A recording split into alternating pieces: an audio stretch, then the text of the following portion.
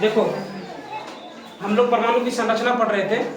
इसमें हमने क्या था, सिलेबस तो खत्म कर लिया था, केमिस्ट्री हमारा पूरा खत्म है। इसमें हमारा परमाणु की संरचना में हमारा क्वेश्चन आंसर बच गया था। क्वेश्चन आंसर में इससे पिछले क्लास में हमने 4 क्वेश्चन को कवर किया था, ठीक है, जिसमें हम लोग जे थॉमसन की सीमाएं पढ़ लिया था, रदरफोर्ड की सीमाएं पढ़ लिया था, बोर का परमाणु मॉडल क्या है ये भी पढ़ लिया था, पढ़ा था ना।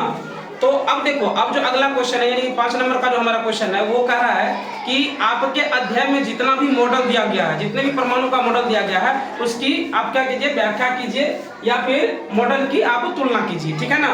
तो जितने भी मॉडल दिए गए हैं उनकी तुलना कर एक एक करके आप उसकी तुलना कीजिए। तो हमने इसमें इस पूरे अध्याय में हमने 3 ही मॉडल पढ़ा। एक जे थॉमसन का मॉडल पढ़ा, दूसरा रदरफोर्ड का मॉडल पढ़ा और तीसरा बोर का मॉडल पढ़ा ना। जे थॉमसन, रदरफोर्ड और बोर का परमाणु मॉडल पढ़ा था ना। तो सबसे पहले ये देख लेते हैं कि जे थॉमसन का जो परमाणु मॉडल क्या था। तो जे थॉमसन का हमने परमाणु मॉडल पढ़ा था, तो उसमें हमने एक ही चीज समझा था कि जो हमारा परमाणु होता है वो एक धनावेशित गोले की तरह होता है। यानी कि उसके एग्जांपल में जे थॉमसन ने बोला था, एक तरबूज ले लीजिए और उसमें जो इलेक्ट्रॉन है वो जो धंसे हुए बीज है ना, उसी की तरह होते हैं। जे थॉमसन का कहना इतना ही था, ठीक है। और दूसरा चीज ये कहना था कि जो गोले पर कुल धनात्मक आवेश होता है ना, और कुल धनात्मक आवेश इलेक्ट्रॉन पर उपस्थित कुल ऋणात्मक आवेश के बराबर होता है, जिससे परमाणु क्या होता है, उदासीन हो जाता है, ठीक है ना। तो जो गोले पर कुल धनात्मक आवेश है और जो उसके अंदर बीज गड़ा हुआ, मतलब इलेक्ट्रॉन गड़ा हुआ है, उसके कुल ऋणात्मक आवेश के क्या होता है, बराबर होता है, इससे परमाणु क्या हो जाता है, उदासीन हो जाता है। बात समझ में आ गया ना। तो विद्युतीय रूप से क्या होता है, ये उदासीन हो जाता है। तो और एक चीज और था कि यह जो रदरफोर्ड के प्रकीर्णन के प्रयोगों के परिणामों की व्याख्या नहीं कर सका था, ये इसकी सीमाएं था, है ना, इसकी व्याख्या ये नहीं कर पाया था। अब अगला मॉडल है हमारा रदरफोर्ड का परमाणु मॉडल। अब रदरफोर्ड ने क्या किया था, जब देखो कुछ ना कुछ गलती होती है उसको सुधारने के लिए दूसरे वैज्ञानिक आते हैं। अब जैसे बोर का परमाणु मॉडल लास्ट हम लोग पढ़ते हैं, इसके बाद भी कोई परमाणु मॉडल आया होगा, उसको भी हम लोग डिटेल्स में पढ़ेंगे, आगे वाले क्लास में तुम लोगों को देखने के लिए मिलेगा। तो रदरफोर्ड का परमाणु मॉडल क्या कहता है कि एक परमाणु के केंद्र में एक छोटा धनावेशित नाभिक होता है। यहीं पर आकर के इसने क्या बोला था कि एक जो परमाणु होता है उसके सबसे अंदर में क्या होता है, एक धनावेशित नाभिक होता है और तथा इलेक्ट्रॉन उसके चारों ओर क्या करते हैं, चक्कर लगाते हैं। उसी के चारों ओर क्या होता है, इलेक्ट्रॉन चक्कर लगाते हैं और नाभिक और इलेक्ट्रॉनों के बीच बहुत बड़ा खाली स्थान होता है। नाभिक और इलेक्ट्रॉन के बीच क्या होता है, खाली स्थान बहुत बड़ा होता है, ठीक है। तीसरा पॉइंट में हमने ये लिखा है, परमाणु का समस्त द्रव्यमान मुख्यतः नाभिक में केंद्रित होता है। मतलब मान लो कि अगर मैं हाइड्रोजन की बात कर रहा हूँ तो इसका जो टोटल द्रव्यमान है वो तुमको देखने के लिए कहां मिल जाएगा, नाभिक में।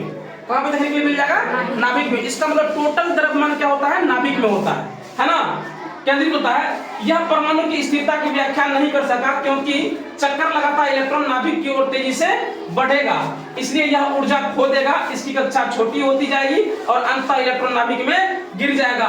यानी कि अगर परमाणु खत्म हो गया तो क्या वो पदार्थ बन पाएगा, नहीं बन पाएगा। मतलब ये स्थिरता की व्याख्या कर ही नहीं पाया था। मतलब ये बोला था कि ये बोल देता कि चक्कर लगाएगा, ठीक है ना।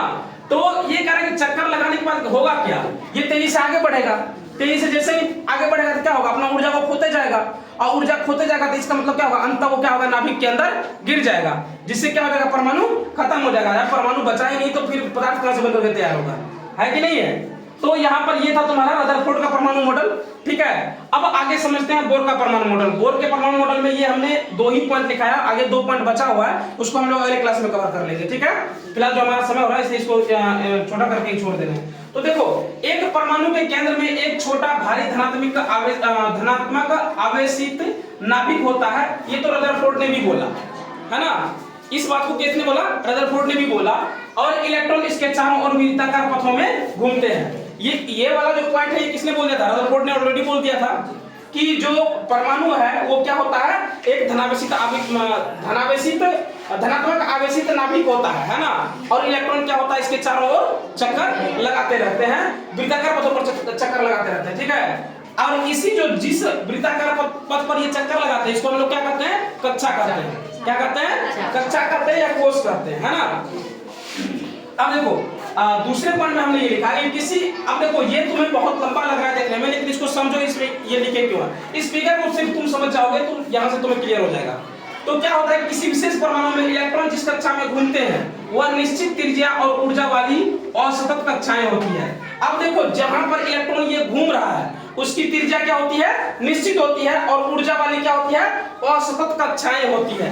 बात समझ में रहे हो? इसकी त्रिज्या बिल्कुल निश्चित होगी। जैसे मान लो कि ये पहला कक्षा है हमारा, ये वाला पहला कक्षा है ना हमारा, तो इसकी त्रिज्या क्या होगी, निश्चित होगी, ठीक है। इसलिए इन औसत कक्षाओं को ऊर्जा स्तर या सेल भी कहा जाता है। ये जो कक्षाएं होती है इसी को हम लोग क्या कहते हैं, ऊर्जा स्तर या सेल कहते हैं, ठीक है। सेल कहता है, सेल शब्द का उपयोग यह इंगित करने के लिए किया जाता है कि परमाणु त्रियामी है, यानी यह प्लेट की तरह नहीं बल्कि गेंद की तरह है। ये इसलिए इंगित किया जाता है ताकि ये तुमको पता चले कि जो परमाणु है वो प्लेट की तरह नहीं बल्कि किसकी तरह है, गेंद की तरह है ना। चूंकि कक्षाओं की ऊर्जा निश्चित होती है इसलिए इन्हें स्थिर अवस्थाएं भी कहा जाता है। और इसने यही बात बोली थी कि इनकी जो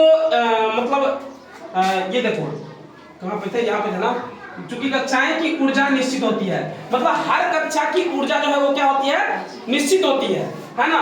और निश्चित निश्चित ऊर्जा होने के कारण ये स्थिर अवस्थाएं भी, इसलिए इसी को हम लोग क्या कहते हैं, स्थिर अवस्थाएं भी कहते हैं। अगर निश्चित नहीं होता, अगर ये मान लो कि किसी कभी बढ़ता और कभी घटता, तो इसे स्थिर कर सकते थे क्या, बिल्कुल नहीं कर सकते थे, ठीक है। और जैसे जैसे हम नाभिक से बाहर की ओर बढ़ते हैं इन्हें 1 2 3 4 आदि से क्रमांकित किया जाता है। जैसे जैसे हम लोग नाभिक से बाहर बढ़ते हैं, जैसे मान लो ये नाभिक है हमारा, इससे जैसे ही बढ़े तो हमने क्या बोला कि ये पहला कक्षा, ये दूसरा कक्षा, ये तीसरा कक्षा, ये चौथा कक्षा, इस तरह से क्या किया हम लोग बढ़ते चले गए, ठीक है।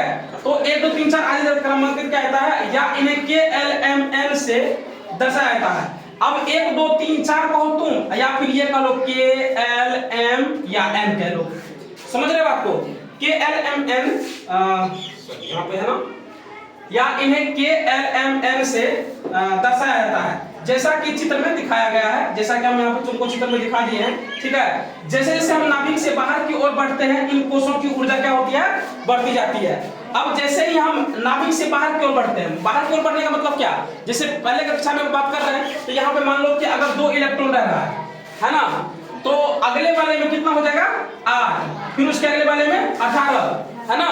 तो इस तरह से क्या होगा, इसका स्तर बढ़ता चला जाएगा, है ना। इन कोषों की ऊर्जा बढ़ती जाती है, ठीक है।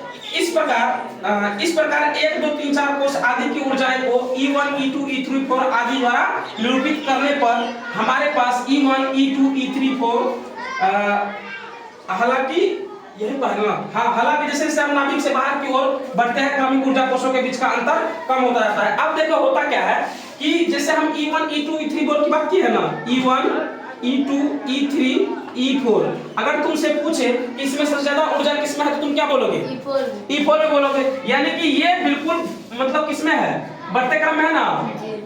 कहने का मतलब E1 में जितना ऊर्जा है उससे ज्यादा किसमें है, E2 में, E2 में जितना ऊर्जा उससे ज्यादा किसमें है, E3 में, E3 में जितना ऊर्जा उससे ज्यादा किसमें है, E4 में है। तो यही ये एक फिगर को समझाने के लिए इतना पॉइंट लिखा गया है, समझ गए बात को, कि सिर्फ ये बताने के लिए कि आपके प्रत्येक कक्षा में जो ऊर्जा है वो क्या है, किससे कितना ज्यादा है और किससे कितना कम है। बात समझ में आ गई ना। अब इसमें जो अगला 2 पॉइंट बच गया वो अगले क्लास में हम लोग कवर कर लेंगे, ठीक है। फिलहाल आज की क्लास में इतना है।